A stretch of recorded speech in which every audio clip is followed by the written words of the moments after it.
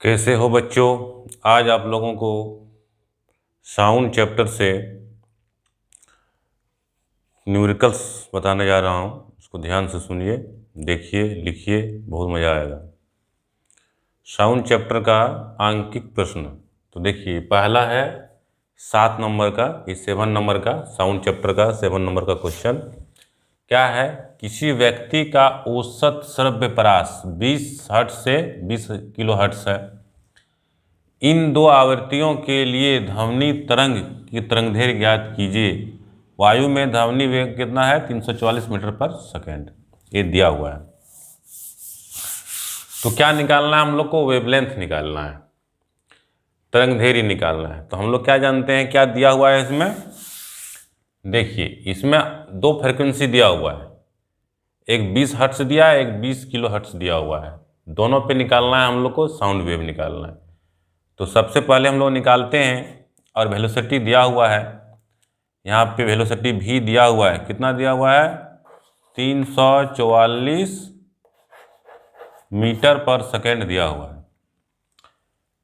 Frequency यहाँ दिया हुआ है 20 हर्ट्ज। तो हम लोग क्या जानते हैं, v इक्वल टू क्या होता है? न्यू लैम्डा, न्यू लैम्डा यानी आवृत्ति गुना वेवलेंथ। तो हम लोग को क्या निकालना है? वेवलेंथ निकालना है। तो वेवलेंथ इक्वल टू कितना हो जाएगा? v बटे न्यू, v बटे न्यू। v क्या है? वेलोसिटी, साउंड का वेलोसिटी है, और ये न्यू क्या है? तो फ्रिक्वेंसी है। तो कितना हो जाएगा बच्चों? वेलोसिटी कितना दिया हुआ है? 344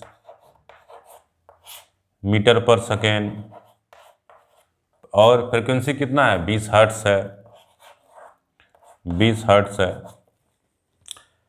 तो हम लोग इसको डिवाइड करेंगे तो कितना हो जाएगा? 2 से काटेंगे तो 10 हुआ, और 2 से काटेंगे तो 1 7 2, ये आ गया। अब इसको भाग करेंगे तो आ जाएगा 17.2 मीटर। ये वेवलेंथ हो गया बच्चों। ये वेवलेंथ हो गया किस पर? 20 हर्ट्ज पे होगा। अब 20 किलो हर्ट्ज पे वेवलेंथ कितना हो जाएगा? तो 20 किलो हर्ट्ज पे वेवलेंथ कितना होगा बच्चों? 20 किलो हर्ट्ज पे वेवलेंथ हो जाएगा, उसके लिए lambda equal to 344 by 20 kilo hertz, मतलब कितना हो जाएगा? 20 किलो है, मतलब 1000। तो कितना हो जाएगा? इसका तो वैल्यू हम लोग निकाल चुके हैं, 344 बाई 20, 344 बाई 20।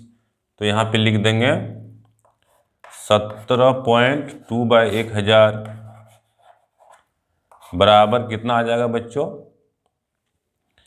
यहाँ पे 3 जीरो है, 3 अंक के बाद पॉइंट आएगा, नहीं 0.0172 मीटर। ये बात समझ में आया बच्चों? ये हो गया वेवलेंथ, इतना मीटर, 0.0172 मीटर, और इसका हो गया 17.2 मीटर। ये वेवलेंथ हो गया 20 किलो हर्ट्ज पे। ये 20 किलो हर्ट्ज पे वेवलेंथ हो गया, और ये जो वेवलेंथ निकला 20 हर्ट्ज पे निकला। ये बात समझ में आया होगा? अलग अलग वेवलेंथ निकल गया, कोई दिक्कत नहीं है। अब नेक्स्ट सवाल पे आते हैं। नेक्स्ट सवाल है बच्चों, ये जो है नेक्स्ट सवाल है 9th नंबर आपका साउंड चैप्टर का। क्या है? किसी ध्वनि स्रोत की आवृत्ति 100 हर्ट्ज है, 100 हर्ट्ज है, तो 1 मिनट में यह कितनी बार कंपन करेगा? तो क्या होगा बच्चों कि देखिए, फ्रिक्वेंसी क्या है, आवृत्ति क्या है कि 1 सेकेंड में जितनी बार कंपन करेगा उसको फ्रिक्वेंसी कहते हैं। इसका मतलब क्या हुआ कि 1 सेकेंड में कितना बार करना? अगर फ्रिक्वेंसी कितना दिया हुआ है, फ्रिक्वेंसी जो दिया हुआ है बच्चों, ये न्यू दिया हुआ है, कितना दिया हुआ है? 100 हर्ट्ज दिया हुआ है। ये बात समझ में आ रहा है? फ्रिक्वेंसी क्या होता है? 1 सेकेंड में जितनी बार कंपन करेगा उसको क्या कहेंगे? फ्रिक्वेंसी कहेंगे, आवृत्ति कहेंगे।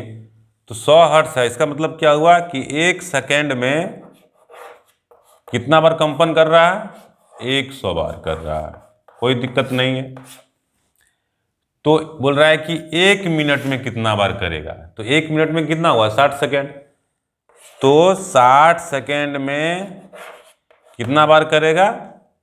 60 गुना 100 बराबर कितना हो गया बच्चों? 6000 बार करेगा। कितना बार? 6000 बार कंपन करेगा। कितना आसान है बच्चों, बताइए। फ्रिक्वेंसी दिया हुआ है तो 1 सेकेंड में 100 बार, 100 फ्रिक्वेंसी है तो 1 सेकेंड में 100 बार कंपन करेगा। तो 1 मिनट में कितना बार करेगा? 1 मिनट में 60 सेकेंड, तो 60 सेकेंड में 60 गुना 100 6000 बार कंपन करेगा, कोई दिक्कत नहीं है। अब हम लोग नेक्स्ट सवाल देखते हैं। तो बच्चों ये नेक्स्ट सवाल है, क्या है? 13 नंबर का सवाल है कि 500 मीटर ऊंची किसी मीनार की चोटी से एक पत्थर मीनार की आधार पर स्थित एक पानी के तालाब में गिराया जाता है, तो पानी में इसके गिरने की ध्वनि चोटी पर कब सुनाई देगी? जी बराबर दिया हुआ है 10 मीटर पर सेकेंड स्क्वायर, ध्वनि की चाल दिया हुआ है 340 मीटर पर सेकेंड हवा में। क्या कह रहा है कि एक टावर है। क्या कह रहा है बच्चों? कि एक टावर है, एक टावर है, ये टावर है बच्चों, और यहाँ पर तालाब है। यहाँ पर क्या है बच्चों? तालाब है, पानी, तालाब है, पानी। कह रहा है कि इसकी हाइट जो है बच्चों, ये जो हाइट है 500 मीटर है। कितना है? 500 मीटर है। टावर की हाइट कितना है? 500 मीटर है। तो कह रहा है कि जब एक पत्थर को गिराया जाता है, एक पत्थर को जब यहाँ से गिराया जाता है, एक पत्थर को यहाँ से गिराया जाता है, पानी में आवाज़ करेगा। पानी में कैसा आवाज़ करेगा? पानी में आवाज़ करेगा टुभुंग। तो ये ध्वनि जो है, यहाँ पर कोई बैठा हुआ आदमी है, कब सुनाई देगा? कितना समय के बाद सुनाई देगा? वही पूछ रहा है। तो हम लोग को समय निकालना है। क्या समय निकालना है? यहाँ से यहाँ तक आने में कितना समय लगेगा? यहाँ से यहाँ तक पत्थर को आने में कितना समय लगेगा? मान लेते हैं T1 समय लगेगा पत्थर को यहाँ से यहाँ तक आने में।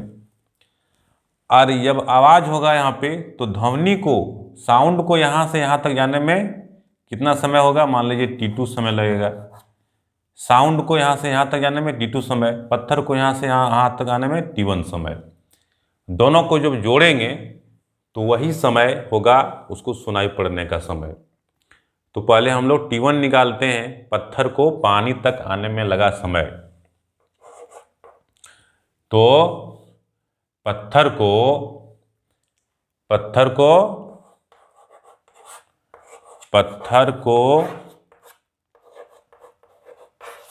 पानी के सतह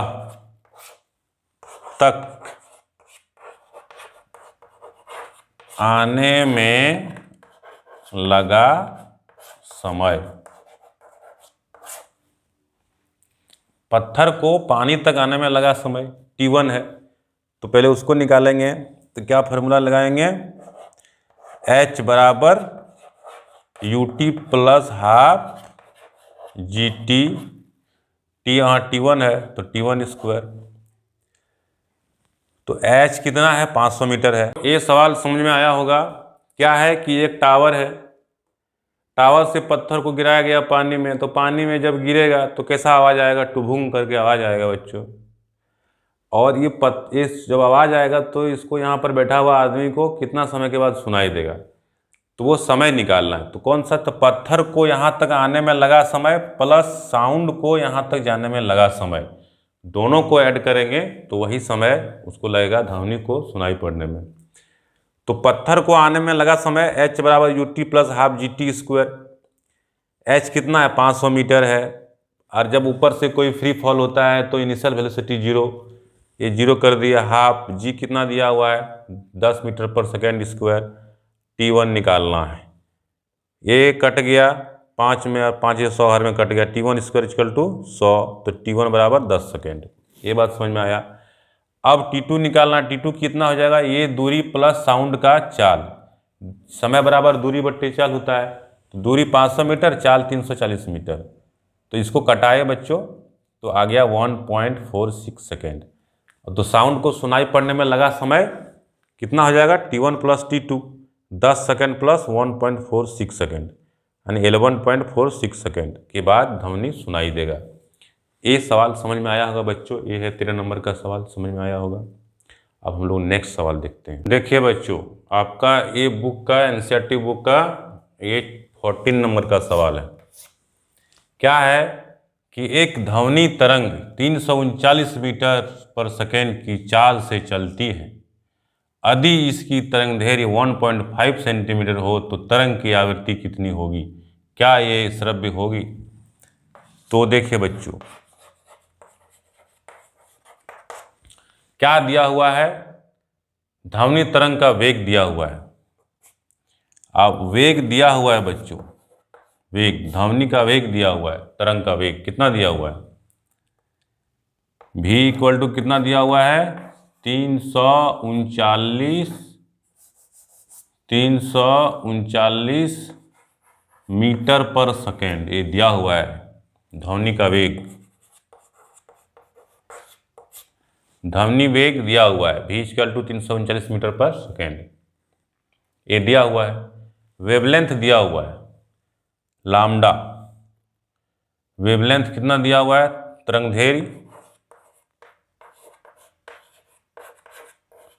तरंग दैर्घ्य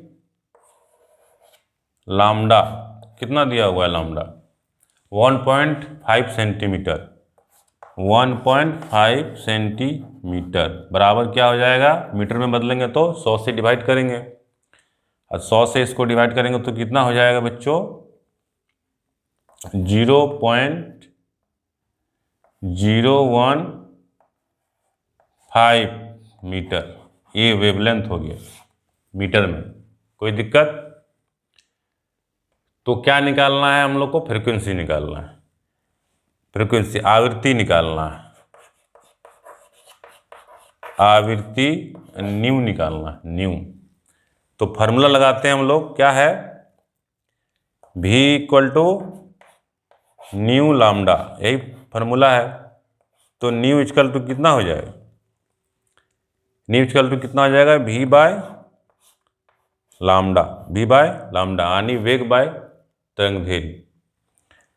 तो वेग कितना दिया हुआ है, 339, और ये कितना दिया हुआ है बच्चों, 0.015, ये दिया हुआ है बच्चों। कोई दिक्कत नहीं, ये पॉइंट को हटा देते हैं, यहाँ पे कितना गुना हो जाएगा, 1000 से।